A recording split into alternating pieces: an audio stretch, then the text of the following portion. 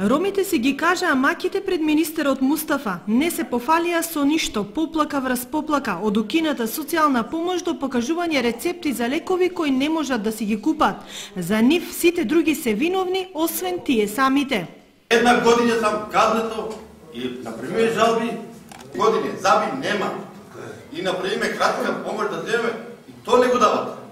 И како да живеам ја, како да... Заборавија на сите бенефиции кои ги уживаат во декадата на ромите, од бесплатна градинка за децата, стипендии за средношколците, бесплатно образование за возрастните, бесплатни учебници и прибор, ташни за основците, социјални корисници за кои владата годишно одвојува милиарди и милиарди за социјална помош, толеранција за неисплатена вода, реализација на повеќе инфраструктурни зафати со општински и државни средства, се во насока на подобрување на условите за живот.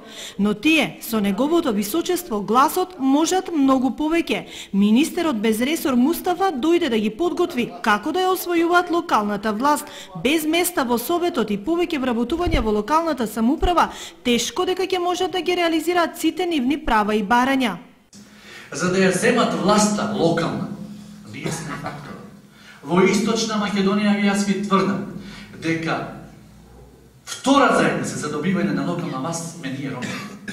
Од која страна ги идат гласовите? Тие стануваат победници. Ама ние ги даваме нашите гласови без да цениме која е вредноста на нашиот глас.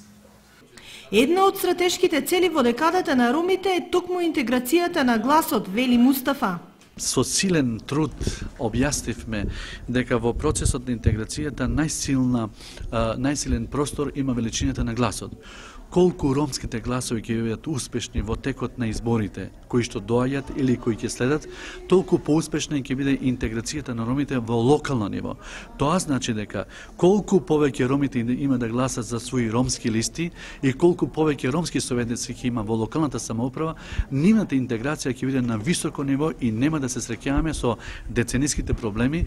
Инаку, според последните анализи кои ги правеа ромските организации, во Виница има 307 ромски домаќинства, од кои дури 209 се корисници на социјална помош, и тоа претежно лица на возраст од 25 до 46 години, а 14 фамилии користат надомест за трето дете. Или од вкупно 1365 роми, 318 заминале во странство, 474 се водат како невработени, а дури 423 се без осмо одделение.